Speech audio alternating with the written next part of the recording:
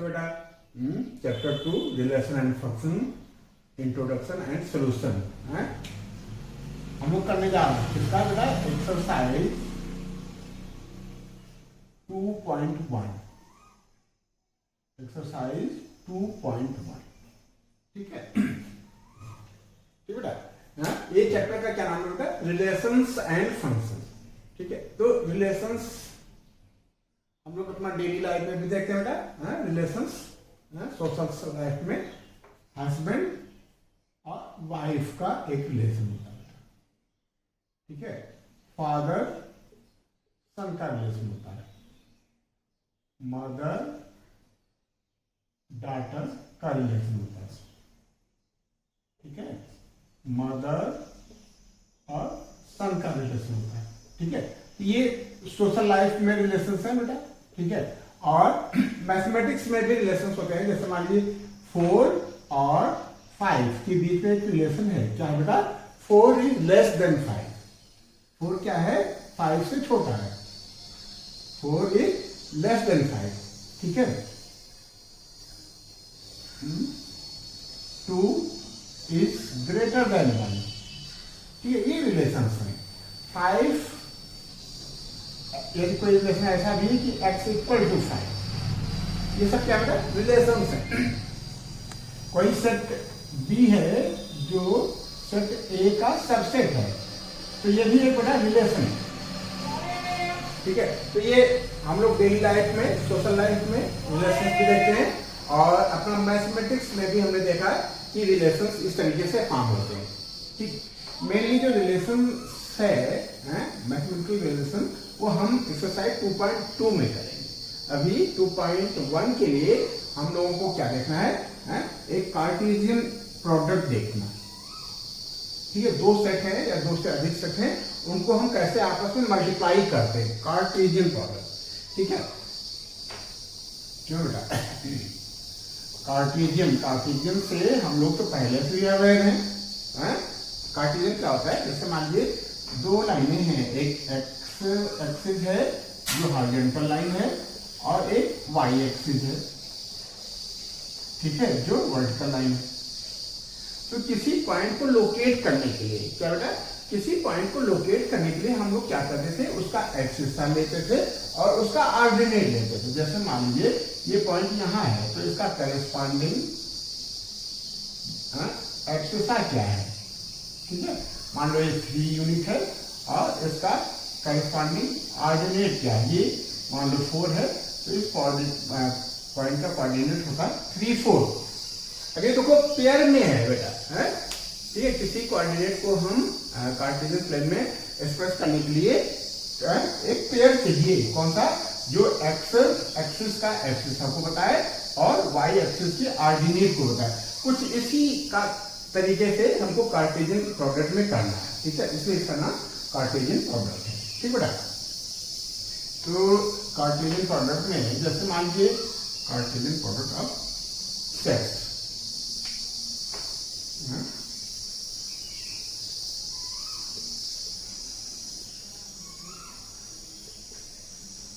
ठीक बेटा, जैसे मान लीजिए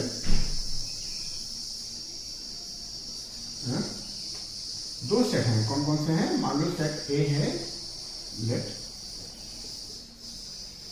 सेट ए 2, 3 और सेट बी क्या है बेटा? मान लो ए बी और सी। सेट सी में एलिमेंट क्या है? A B C. ये हमको क्या है? कार्टेशियन प्रोडक्ट निकालना है of set A and B. तो हम इसको कैसे लिखते हैं बेटा? A cross B. इसको क्रॉस प्रोडक्ट भी आप बोल सकते हो, ए क्रॉस बी। तो इसमें क्या करते हैं? और ये ऑर्डर पेयर में लिखा जाता है बेटा। किसमें लिखना होता है? ऑर्डर पेयर में। ऑर्डर पेयर किस ऑर्डर में है, उस ऑर्डर में पेयर बनाना होता है। जैसे ऑर्डर क्या बेटा?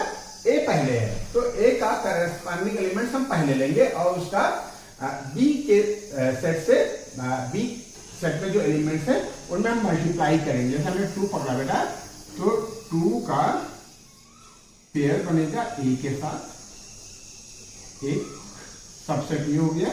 इस कार्टेशियन प्रोडक्ट ए और पी क्या क्या होगा, सारे सेट्स होंगे, सारे सेट्स का एक सारे एलिमेंट्स का एक सेट बनेगा। उस एलिमेंट में जो एक सेट होगा वो 2 का ए होगा, मतलब 2 का हमने पकड़ा इसमें मल्टीप्लाई किया, मतलब 2 का ए के साथ पेयर बनाया, फिर 2 का बी के साथ बेटा पेयर बनाएंगे, क्या करेंगे 2 का बी के साथ पेयर बनाया, ठीक है। तो ये एक एलिमेंट हो गया, ये एक एलिमेंट हो गया, फिर 2 का ही हम सी के साथ पेयर बनाएंगे, ठीक है। 2 का सी के साथ पेयर बनाएंगे, फिर अब 3 को पकड़ेंगे बेटा, 3 को 3 का ए के साथ पेयर बनाया, ठीक है, 3 का बी के साथ पेयर बनाया और 3 का सी के साथ पेयर बनाया। तो ये एलिमेंट्स हैं, ये एलिमेंट्स क्या हैं, इस सेट ए क्लास बी के एलिमेंट्स हैं, ठीक है। तो इस तरीके से ये हम कार्टेशियन प्रोडक्ट तैयार कर लेते हैं। अच्छा, इसको हम ऑर्डर पेयर भी बोलते हैं, क्या बोलते हैं बेटा, ऑर्डर पेयर,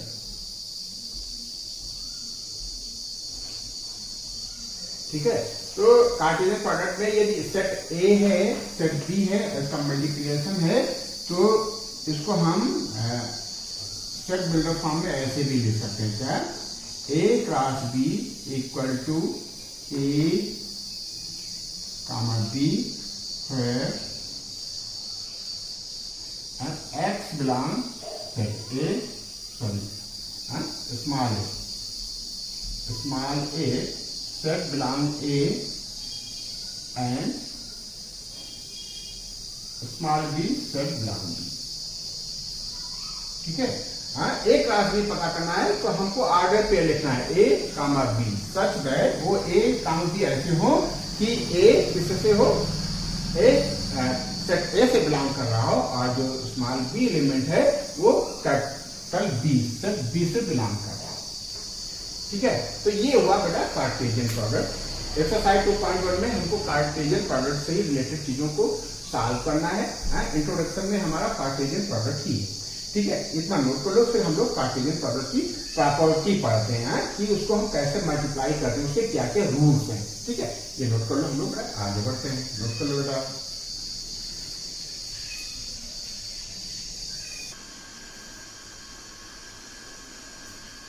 ठीक है, कार्टेशियन प्रोडक्ट्स में हमने उन चीजों को नोटिंग कर लिया है जो यूजफुल है कार्टेशियन प्रोडक्ट में, ठीक है। इन्हीं के बिहाफ पे हम प्रोडक्ट्स निकालेंगे, ठीक है, 2 या मोर से।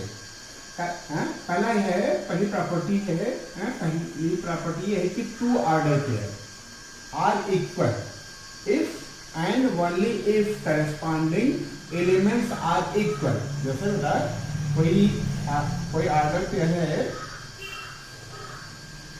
ए कामा बी, ये इक्वल है, ये ऑर्डर पेयर है, ठीक है। ये फर्स्ट सेट का एलिमेंट है, ये सेकंड सेट का एलिमेंट है, ये ऑर्डर पेयर है। ये ऑर्डर पेयर मान लो इक्वल है एक्स कामा वाई के। तो क्या कहता है कि 2 ऑर्डर पेयर, एक ऑर्डर पेयर, ये ऑर्डर पेयर, ये दोनों इक्वल तभी होंगे इफ एंड ओनली इफ, केवल और केवल corresponding elements are equal. Corresponding elements क्या है, ये first element pair of first element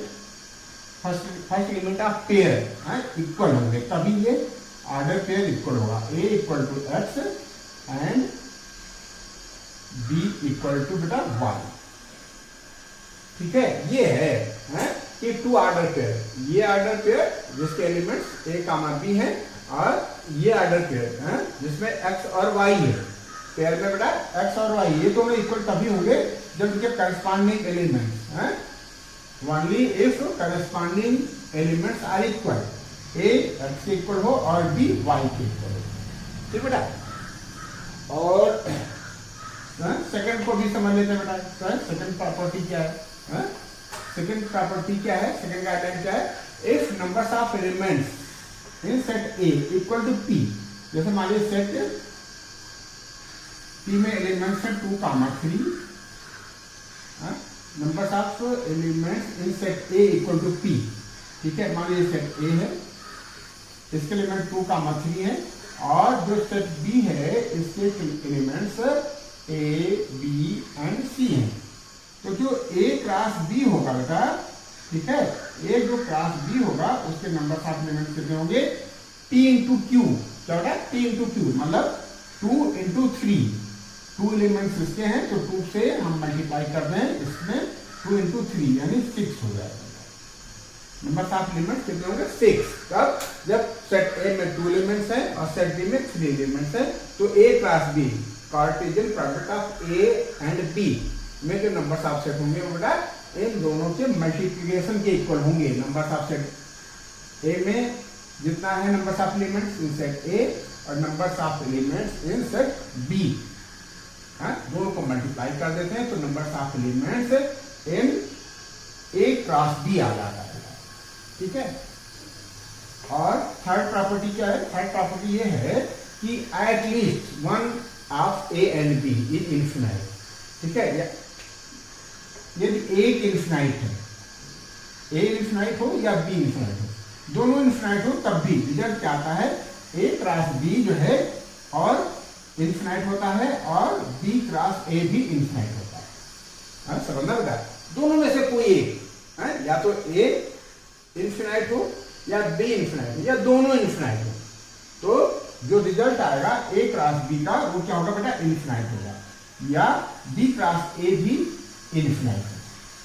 similarly एक प्रॉपर्टी और है कि यदि ए फाई है या बी फाई, दोनों में से कोई एक फाई है, तो उनका जो रिजल्ट है ए क्रॉस बी वो क्या होगा, एम्प्टी सेट होगा, फाई होगा बेटा, ठीक है। तो ये बस इतना था 2.1 के लिए बेसिक इंट्रोडक्शन इतना था, उसको हम लोग करके आगे बढ़ते हैं एक्सरसाइज 2.1 के सोल्यूशन के लिए, ठीक है। नोट कर लो।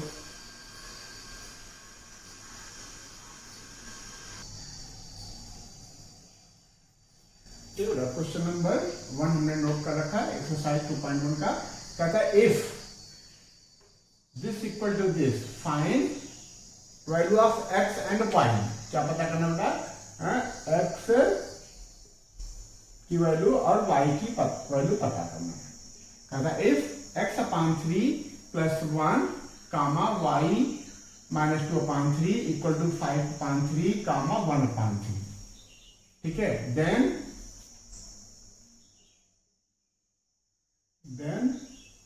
Find out value of X and Y, ठीक है। तो अभी इससे जस्ट पहले हम लोगों ने कहा था कि टू ऑर्डर पेयर, ये एक ऑर्डर पेयर ही है बेटा, ये ऑर्डर पेयर ये है, ठीक है। ये दोनों इक्वल तभी होंगे जब इनके करस्पॉन्डिंग एलिमेंट्स इक्वल होंगे। क्या इक्वल होगा, x upon 3 plus 1 equal to 5 upon 3, y minus 2 upon 3, ये इसका करस्पॉन्डिंग 1 अपॉन 3 आएगा, ये इक्वल होंगे, ठीक है। यह नहीं लिखा मीन होता है if above order pair are equal then x upon 3 plus 1 equal to 5 upon 3 and y minus 2 upon 3 equal to 1 upon 3। From equation 1 x की वैल्यू पता करनी है, फ्रॉम इक्वेशन 1 क्या बेटा, x अपॉन 3 इधर रहने देते हैं, 1 को इधर ट्रांसफर कर देते हैं, 5 अपॉन 3 माइनस 1, 1 को हम 1 अपॉन 1 लिख लेंगे। अगले स्टेप में एलसीएम आ जाएगा, क्या आएगा, एलसीएम आएगा 3, यहाँ 5 है माइनस यहाँ 1 है, हमने 3 लिख लिया है, तो 3 से यहाँ मल्टीप्लाई हुआ तो ऊपर भी 3 से मल्टीप्लाई हो जाएगा, तो 5 माइनस 3 आएगा, ठीक है। इसको हम आगे बढ़ा लेते हैं, or X upon 3 equal to 2 upon 3, ठीक है। 3 उधर ट्रांसफर कर दो, or X equal to 2 upon 3 into 3, 3 cancel हो गया, तो x इक्वल टू क्या गया बेटा, 2, ठीक है। सिमिलरली इसी तरीके से हम बेटा सेकंड एलिमेंट ले लेंगे,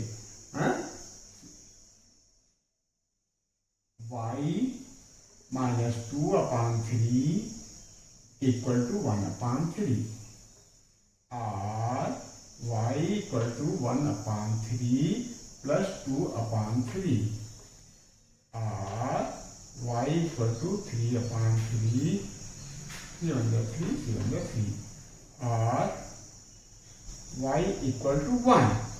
तो इस तरीके से जो हमारा था बेटा x और y की वैल्यू पता करनी थी, वो आ गई 2 और y की वैल्यू 1। यही हमारा आंसर हो गया बेटा।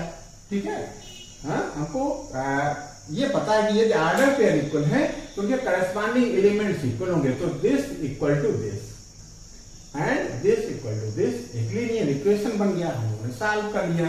ठीक है, नोट कर लो हम लोग क्वेश्चन नंबर 2 के लिए आगे बढ़ते हैं। बेटा क्वेश्चन नंबर 2 हमने नोट कर रखा है, कहता है कि if the set A has 3 element, set A में कितने एलिमेंट होता है 3, and B equal to this, B में भी देखो बेटा 3 एलिमेंट दे रखे हैं 1 2 एंड 3। कहता है then find the numbers of elements in A cross B, A Cartesian product of B। तो हमने देखा था बेटा कि यदि numbers of element in set A 3 है और numbers of element set B 3 है, तो इनके जो कार्टेशियन प्रोडक्ट है A क्रॉस B पे जो एलिमेंट्स होंगे उनके नंबर्स होंगे 3 into 3 यानी 9। तो एक आंसर तो आपका ये आ गया। ठीक है, क्या करते हैं, आसान है बेटा, कुछ नहीं कि सेट A में जितने नंबर्स हैं और सेट B में जितने नंबर्स हैं उन दोनों का जो मल्टीप्लिकेशन आएगा उतने नंबर्स होंगे A क्रॉस B में। ठीक है, फिर थर्ड क्वेश्चन में सेट G के एलिमेंट्स दे रखा है 7,8, सेट H के एलिमेंट्स दे रखा है 5 4 2। हमसे कहता है कि G क्रॉस H बताओ, G का कार्टेशियन प्रोडक्ट H से निकालो और H का कार्टेशियन प्रोडक्ट G से निकालो। ठीक है, तो हमने G और ये जहां दे रखा था करस्पॉन्डिंग एलिमेंट्स लिख रहे हैं हमको बेटा पेयर में, ऑर्डर पेयर में। ठीक है, एक सेट का सिंबल डाल दिया, 7 का हमने पेयर बनाया 5 के साथ, 7 का पेयर बनाया 4 के साथ, 7 का पेयर बनाया 2 के साथ। ठीक है, ध्यान रहे जो पहला एलिमेंट होगा वो हमारे पहले सेट से होगा। फिर सेकेंड एलिमेंट, पहले पेयर का सेकेंड एलिमेंट लिया, 8 का 5 के साथ पेयर बना दिया, 8 का 4 के साथ पेयर बना दिया, 8 का 2 के साथ पेयर बना दिया। तो इस तरीके से हमारा G क्रॉस H आ गया, यही हमारा आंसर हो गया। ठीक है, फिर कहता था कि H क्रॉस G बताओ, क्या कह रहा था, H क्रॉस G बताओ। तो हमको चूंकि सीक्वेंस में लिखना है, ऑर्डर में लिखना है, तो हमने बेटा पहले H लिख लिया, GH पता करना था तो यहाँ G लिखा था, H लिखा था, हमको पेयर बनाने में आसानी थी, तो आसानी के लिए हमने H को पहले लिख लिया, फिर G को लिख लिया। फिर H क्रॉस G बनाना है तो सेट का सिंबल डाल देंगे, उसके अंदर पहला एलिमेंट होगा 5,7, एक पेयर ही हो गया। फिर होगा 5,2 दूसरा पेयर। ठीक है, 5 का कंप्लीट होते होते फिर 4 को पकड़ेंगे, 4 का 7 के साथ पेयर बनाएंगे, 4 का 2 के साथ पेयर बनाएंगे, फिर 2 पकड़ेंगे, 2 का 7 के साथ पेयर बनाएंगे और 2 का 2 के साथ पेयर बनाएंगे। अब देखो थोड़ा सा यहाँ क्वेश्चन में दे नहीं रखा, लेकिन हम लोग समझते हैं क्या G क्रॉस H इक्वल है H क्रॉस G के। देखना बेटा जरा, G क्रॉस H क्या इक्वल है H क्रॉस G के? बिल्कुल इक्वल नहीं है। कहता है कि दो ऑर्डर पेयर तभी इक्वल होंगे जब उनके करस्पॉन्डिंग एलिमेंट्स इक्वल होंगे। बेटा 7 5 नॉट इक्वल टू 5 7। ठीक है, 7 4 not equal to 5 2, 7 2 not equal to 4 7। It's means G cross H not equal to H cross G। ठीक है, ये नोट कर लो हम लोग क्वेश्चन नंबर 4 के लिए आगे बढ़ते हैं, बेटा नोट कर लो।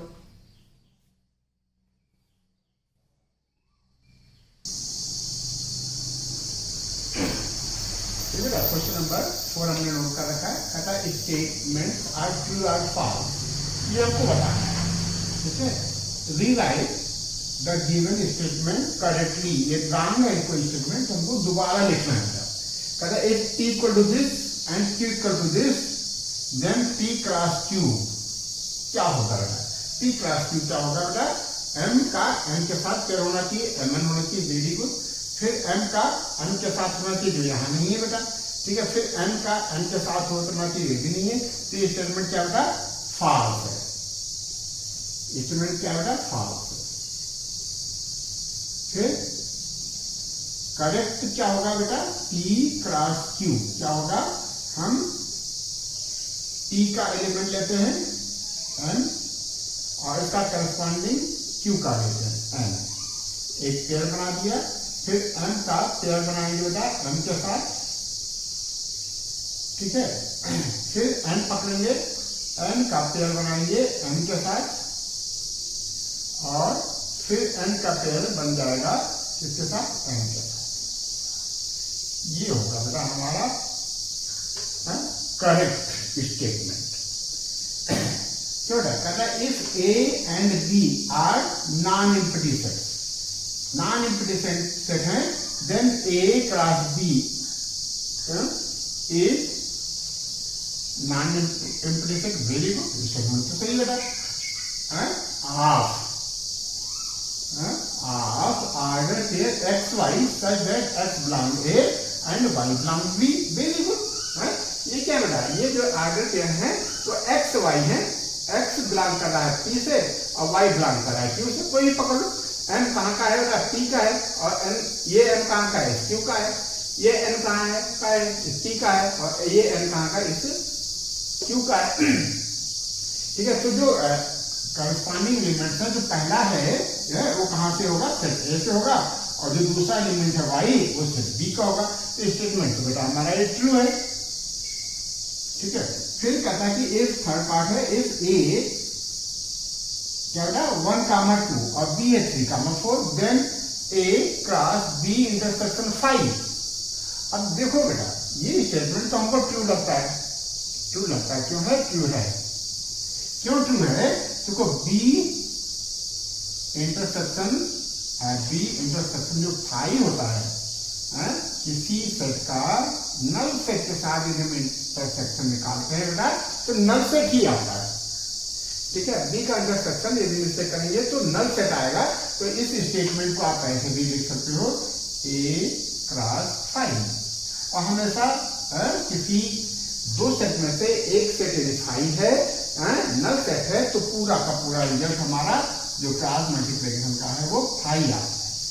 ठीक है, तो इस तरीके से क्वेश्चन नंबर ये 4 कंप्लीट हुआ। ये नोट कर लो। हम लोग क्वेश्चन नंबर 5 के लिए आगे बढ़ते हैं। नोट कर लो बेटा।